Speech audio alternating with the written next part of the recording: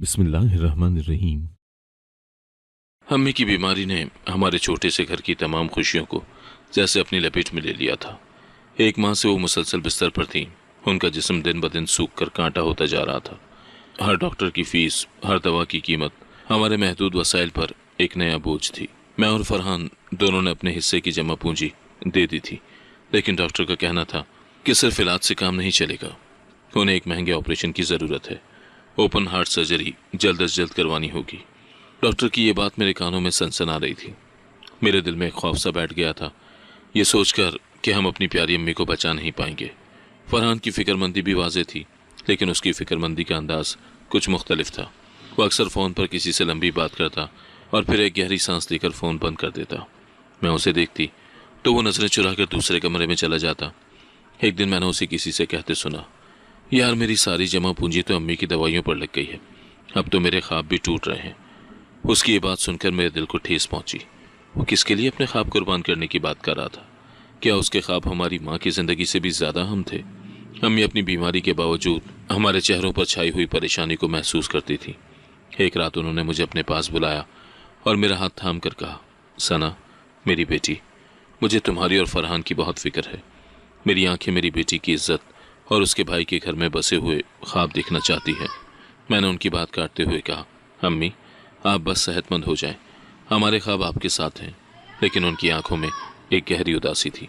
उन्हें शायद महसूस हो गया था कि फरहान बदल रहा है और वो उनकी ज़िंदगी की आखिरी ख्वाहिशात का भी एहतराम नहीं करेगा।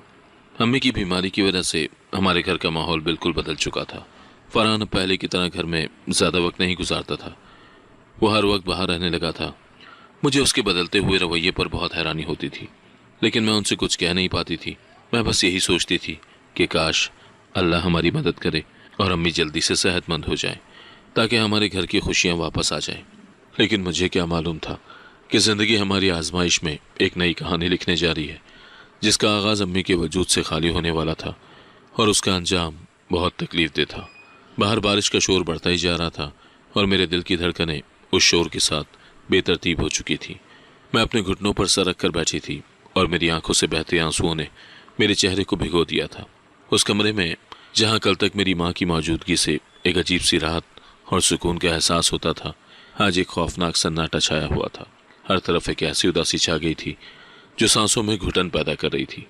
मैं बार बार दरवाजे की तरफ देख रही थी, जैसे मुझे उम्मीद हो कि वो एक लम्हे में दरवाज़ा खोलेंगी और अंदर आकर मुझसे कहेंगी, बेटी अब तक क्यों जाग रही हो, नींद नहीं आ रही है क्या? और फिर वो मुझे अपने पास बिठाकर मेरे बालों में उंगलियां फेरेंगी और अपनी नर्म आवाज़ में कहेंगी, अब सो जाओ सना, मैं आ गई हूँ ना। मेरी आंखें एक बार फिर उन लम्हों को याद करके अश्कबार हो गईं और मेरे अंदर एक ऐसी चीख उठी जो मेरे हलक में ही फंस कर रह गई। मैंने अपना हाथ अपने सीने पर रख लिया जहाँ दिल शिद्दत से धड़क रहा था। उसी लम्हे बादलों की गरज और भी तेज़ हुई और मुझे यूँ महसूस हुआ जैसे आसमान भी मेरे गम में मेरे साथ रो रहा है। मैंने कांपते हुए लबों से अम्मी का नाम पुकारा और फिर बादलों की कड़क से मेरा दिल डर कर बंद होने लगा। बिजली की चमक ने लम्हा भर के लिए कमरे की तारीकी को रोशन किया और मैंने घबरा कर चारों तरफ देखा। जहाँ कल तक माँ का वजूद था, वहाँ आज महज एक खाली बेड, एक खाली तकिया और मेरी तन्हाई थी।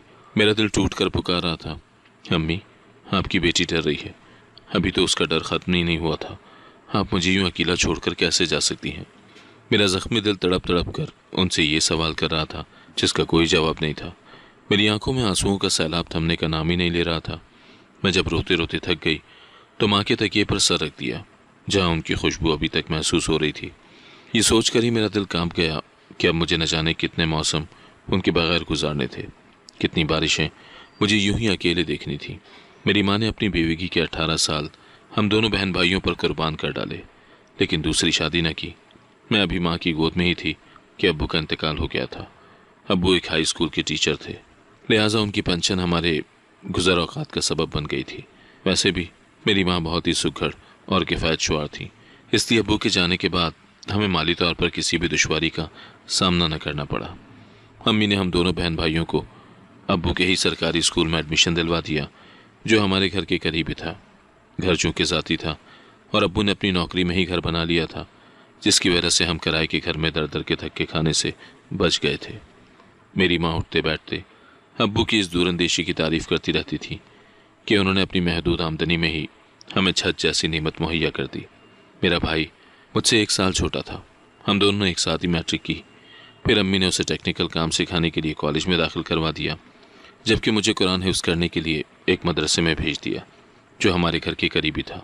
ماں چاہتی تھی کہ ان کی دونوں اولادوں میں سے کوئی ایک قرآن حفظ کرے۔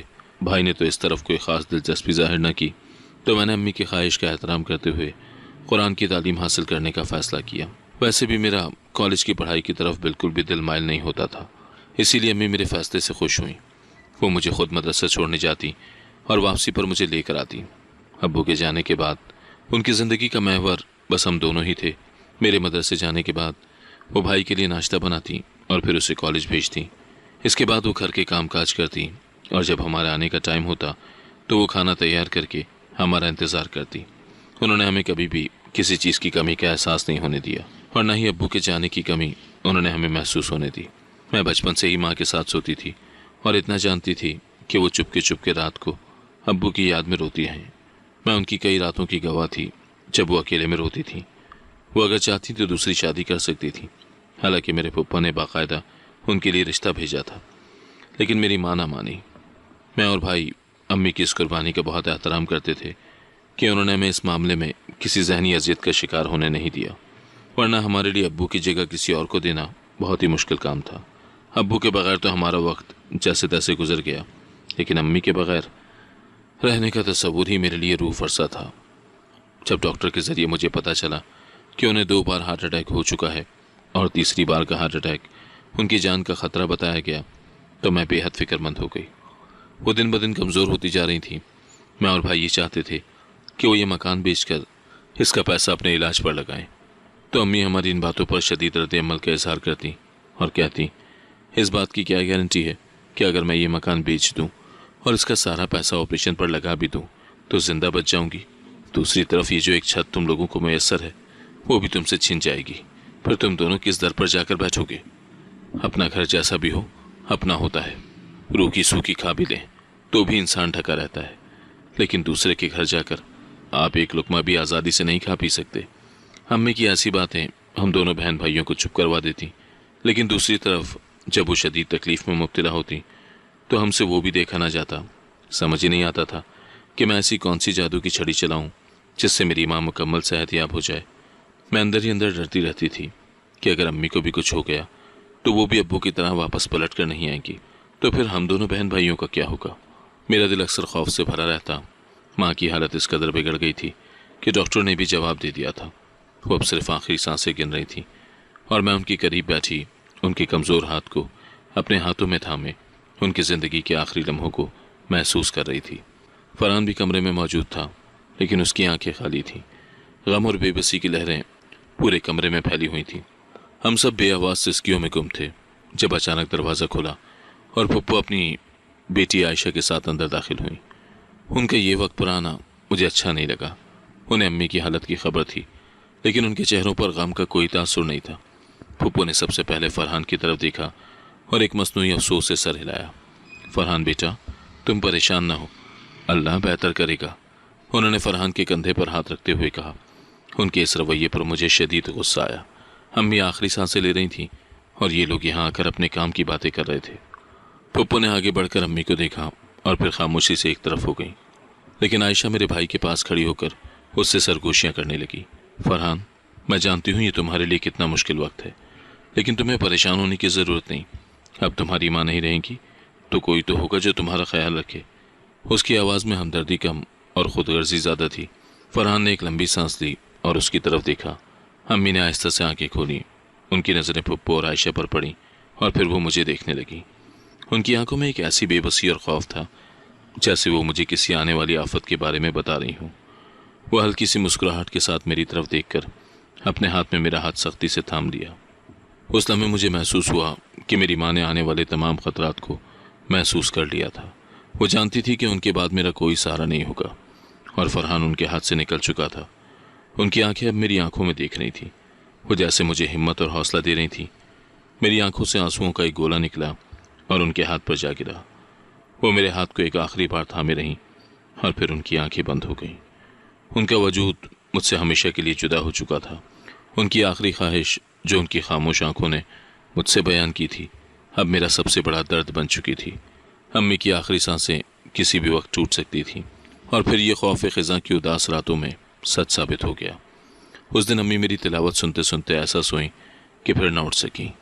انہیں میری سسکیاں، منت سماجت میرے آنسو واپس نہ لا سکے، اور پھر سفید کفن میں ان کے آخری دیدار سے پہلے ہی میں ہوش و خرد کی دنیا سے بیگانہ ہو چکی تھی۔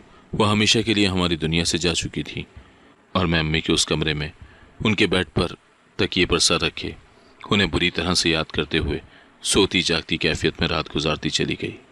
میرا سر درد کی شدت سے پھٹا جا رہا تھا۔ فجر کی اذان سے ذرا پہلے میری آنکھ لگ گئی تو مجھے وہ اپنے خواب میں دکھائی دی۔ آزردہ چہرے کے ساتھ مجھے بہت پیار سے تکتے ہوئے وہ میرے قریب ہی بیٹھی تھی۔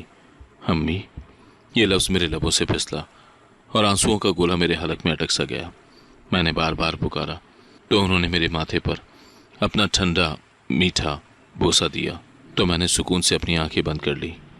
امی، آج پہلی بار آپ کے بغیر سوئی ہوں، کیا میں ہمیشہ ایسے اکیلے ہی اس کمرے میں رہوں گی؟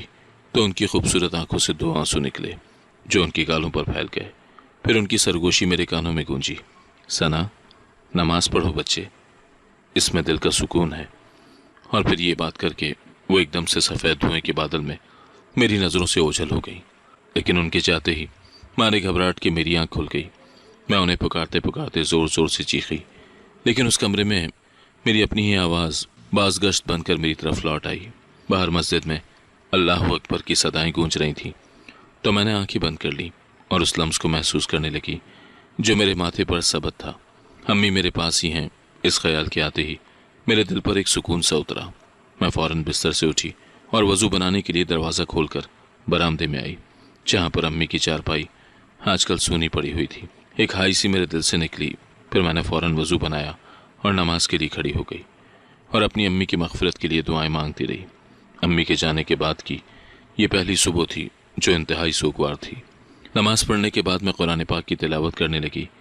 پھپھو اور ان کی بیٹی عائشہ بھی اٹھ گئی تھیں اور پھر وہ دونوں ہی کچن میں گھس گئیں، جہاں سے ان کی مسلسل باتوں کی آواز کے ساتھ ساتھ اشتہا انگیز ناشتے کی خوشبو بھی باہر تک آنے لگی۔ پھر میرے دیکھتے ہی دیکھتے عائشہ ایک ٹرے اٹھائی کچن سے نکلی اور بھائی کے کمرے کی جانب بڑھتی ہوئی دکھائی دی، تو مجھے بڑی حیرت ہوئی کہ اس کی بھائی کے کمرے میں ناشتہ لے کر جانے کی کیا تک بنتی ہے۔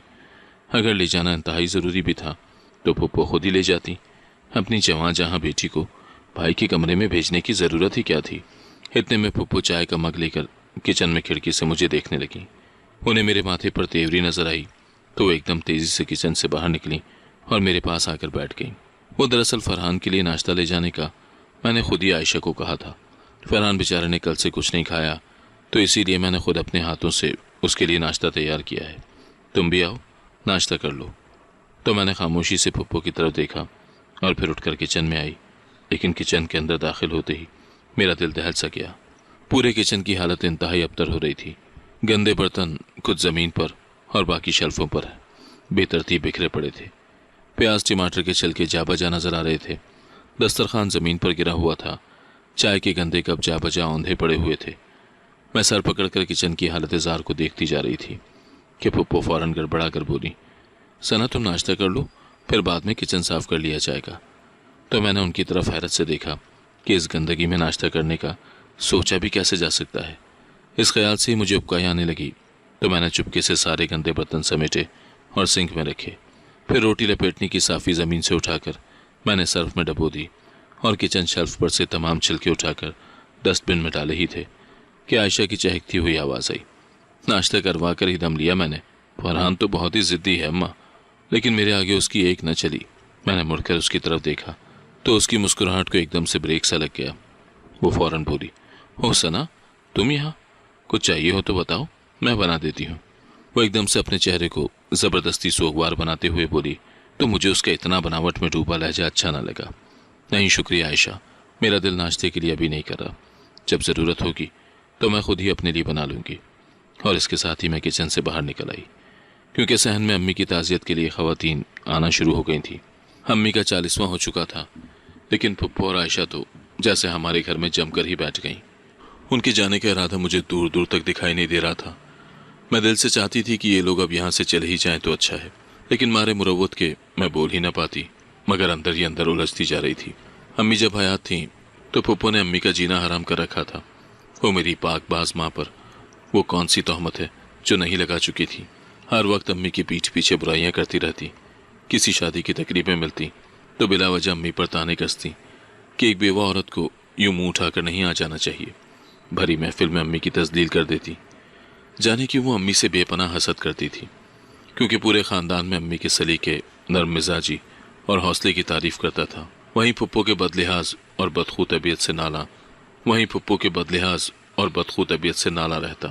اور پھر ایک دن پھپھو کو امی پر خار نکالنے کا موقع تب ملا جب پھپھا نے امی سے نکاح کی خواہش کا اظہار کیا۔ پھپھا اپنے گھر کی بدنظمی اور بے سکونی سے انتہائی پریشان تھے۔ انہیں اپنے گھر میں سکھ کا سانس کبھی نصیب نہ ہوا۔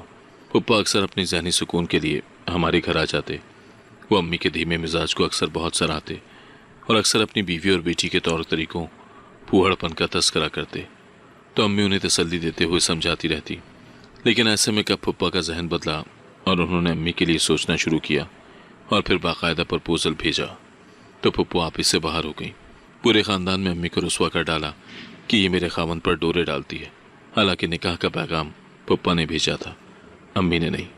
لیکن وہ ہر کسی کو کہتی کہ اسے ہی شادی کی زیادہ آگ لگی ہوئی ہے، میرے سیدھے سادے سے خاوند کو اس نے اپنی چلتر باتوں سے گھیر لیا ہے، اسی لیے وہ اس سے شادی کا خواہاں ہے۔ یہ تو شروع دن سے ہی میرے سوکن بننے کے خواب دیکھ رہی ہے، تبھی اپنا خاوند بھی جلد ہی مر گیا۔ خاندان بھر میں یہ چٹپٹا موضوع لوگ مزے لے لے کر ایک دوسرے کو سنانے لگے، اور جو ہی امی کے کانوں میں یہ باتیں پڑیں تو امی سر سے پیر تک ہل گئیں۔ انہوں نے تو کبھی ایسا سوچا بھی نہیں تھا کہ ان کے کردار پر ایسی باتیں اور تہمتیں لگیں گی۔ امی نے پھپھا کو بلا کر صاف انکار کر ڈالا تو پھپھا نے خاندان کے بڑے بزرگوں کو اس معاملے میں ڈال کر امی سے بات کرنے کی کوشش کی۔ تب امی نے صاف انکار کر دیا۔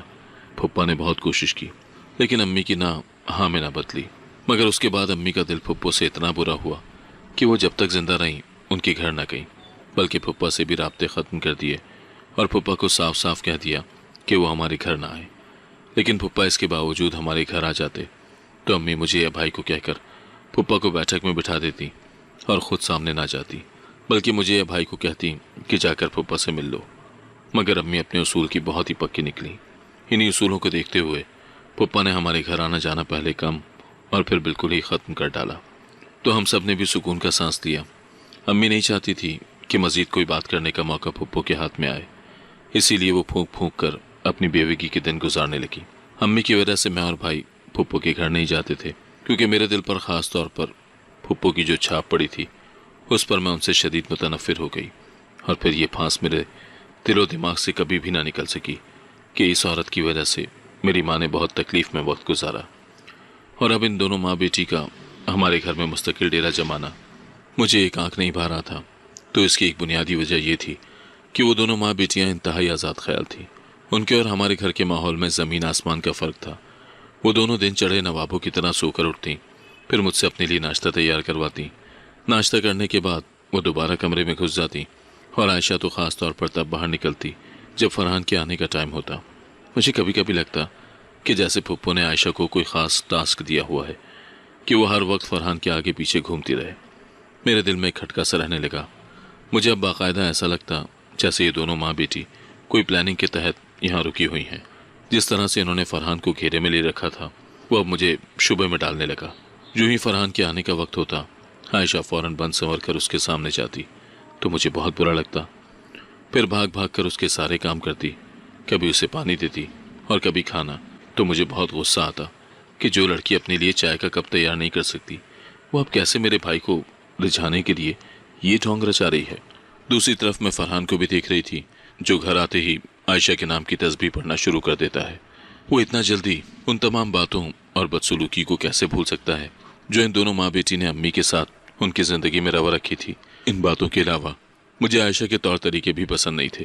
وہ سارا دن فل میک اپ کیے، گلے میں دوپٹہ ڈالے چھت پر چڑھی رہتی اور کسی نہ کسی لڑکے سے کھلی گپ شپ لگا رہی ہوتی یا پھر موبائل پر نہ جانے کس سے لمبی باتیں کر رہی ہوتی، مگر اسے کبھی بھی پھپھو نے منع نہیں کیا۔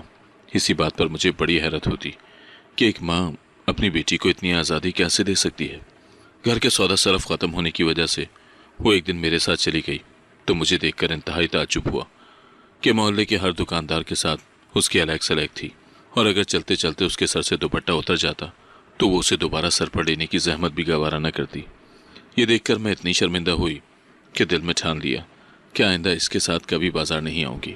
یہ دونوں ماں بیٹی بلا کی چٹوری تھی، جس کی وجہ سے ہمارے گھر کا بجٹ انتہائی متاثر ہونے لگا۔ امی نے اپنی زندگی میں گھر کے بجٹ کو بہت خوبی سے چلایا۔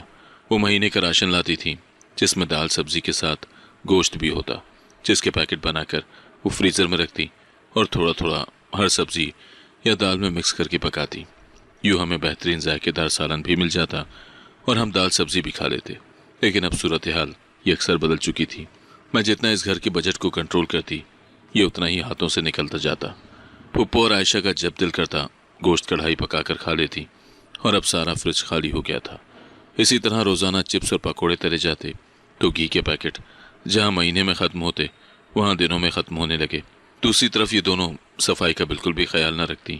جہاں دل چاہتا ریپرز پھینکتی، چائے کے کپ بھی کرسی کے نیچے پڑے ملتے تو کبھی بیٹھ کے نیچے۔ سارا دن ان کے پھیلائے بکھیڑوں کو سنبھالتے سنبھالتے میں ادموئی ہوتی جا رہی تھی کہ ایک دن میں نے فرحان سے بات کرنے کا سوچا کہ وہ انہیں کسی طریقے سے گھر بھیج دے، لیکن فرحان سے بات کر کے میری پریشانی میں اضافہ ہو گیا۔ اس نے میری ساری بات سننے کے بعد مجھے بڑے غصے سے دیکھ کر کہا، تم بلا وجہ ان کے بارے میں اتنا منفی سوچ رہی ہو، یہ اتنی بھی بری نہیں ہے۔ ٹھیک ہے، امی کے ٹائم ان کا رویہ غلط رہا ہوگا، لیکن اب یہ کافی بدل گئی ہیں۔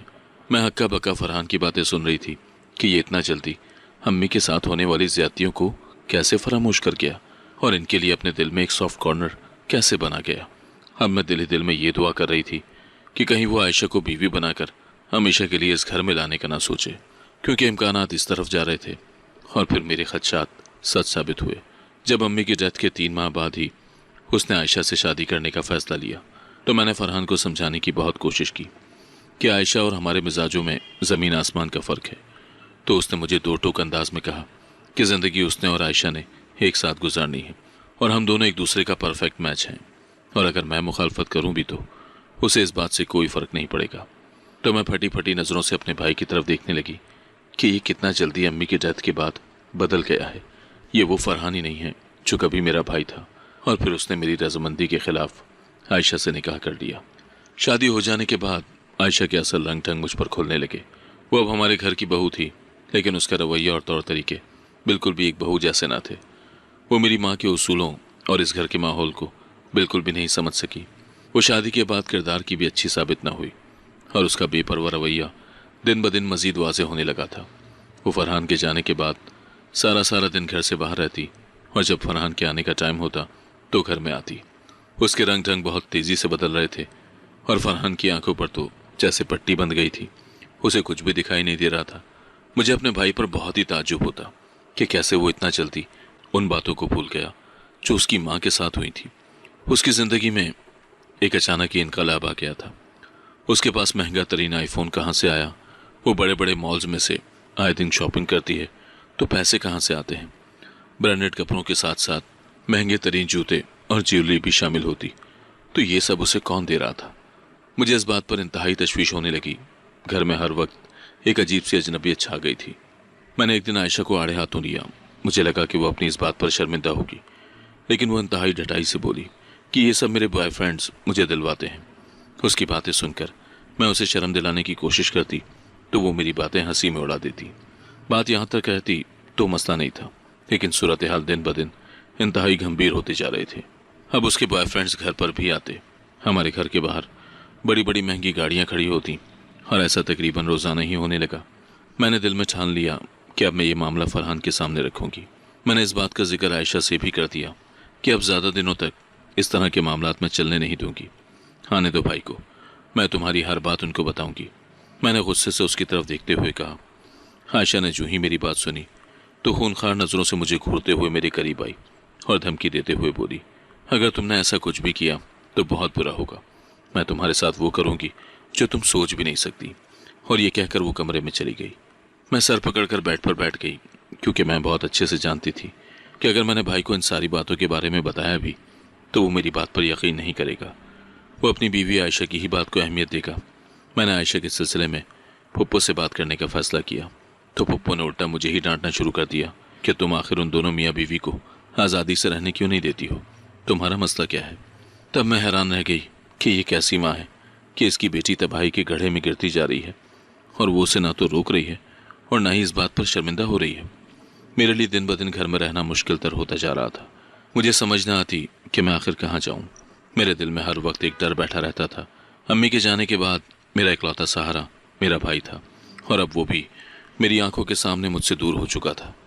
میں اندر ہی اندر ٹوٹ چکی تھی، میرا سکون چھن چکا تھا، اور میرے دل میں روز ایک نیا خوف جنم لیتا تھا۔ ایک دن میں مدرسے سے گھر واپس آئی تو عائشہ گھر پر نہ تھی۔ گھر کے دروازے پر قفل پڑا تھا، جو اس بات کی علامت تھا کہ وہ گھر میں موجود نہیں ہے۔ میں نے چابی نکال کر تالا کھولا اور اندر قدم رکھا۔ گھر کا دروازہ کھولنے کی آواز پر ہی میرے جسم میں ایک عجیب سی سنسنی پھیل گئی، جیسے کچھ برا ہونے والا ہو۔ اس لمحے دروازے پر دستک ہوئی۔ میں نے بنا دروازہ کھولے ہی پوچھا کہ کون ہے۔ میں نے دروازے کی جھری سے دیکھا تو باہر اپنے ڈریس سے انتہائی امیر کبیر دکھائی دینے والا ایک خوبرو لڑکا کھڑا تھا۔ وہ مجھے بار بار دروازہ کھولنے کا کہنے لگا۔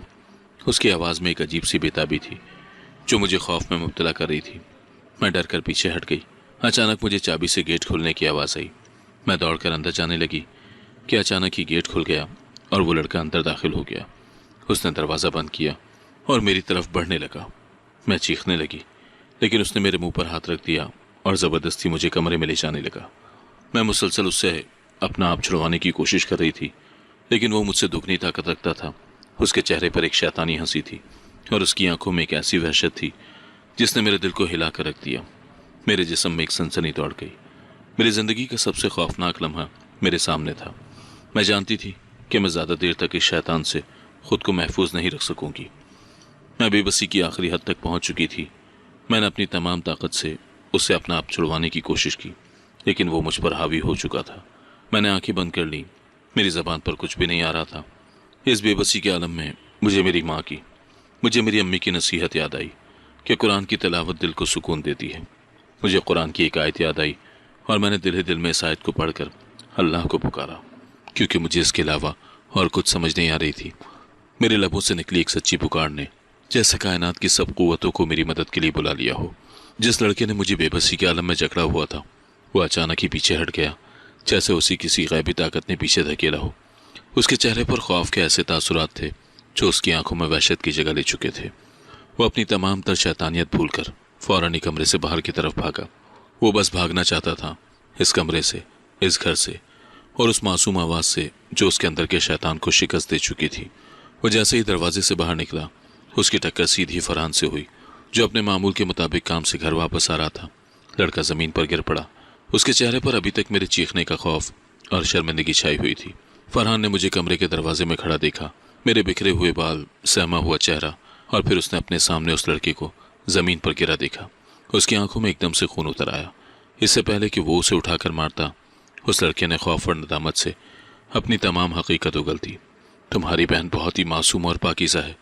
اس کی آواز لرز رہی تھی۔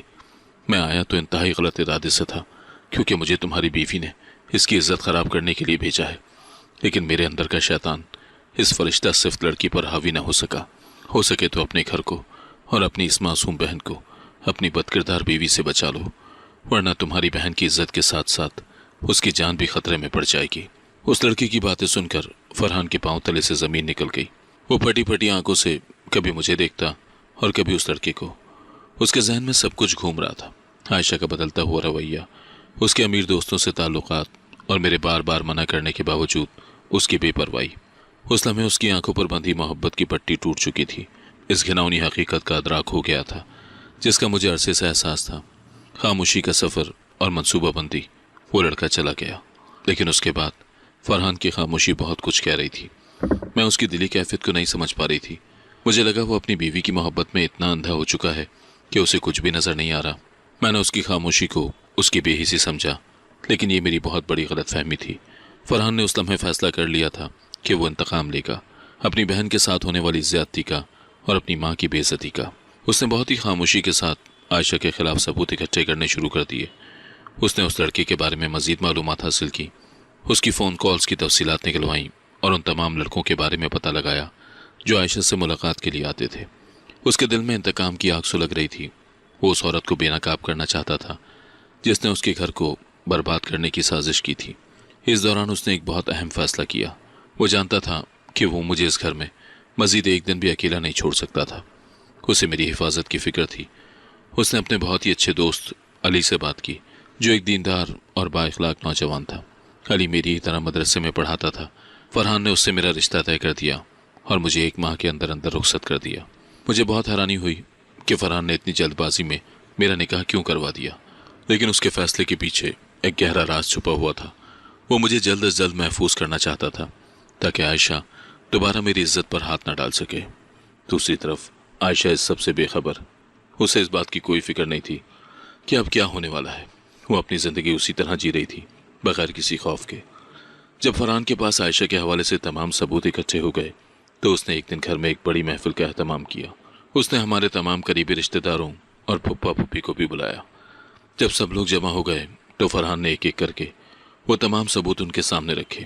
اس نے ایک ویڈیو دکھائی جس میں عائشہ اس لڑکے سے بات کر رہی تھی اور اسے مجھے نقصان پہنچانے کے لیے کہہ رہی تھی۔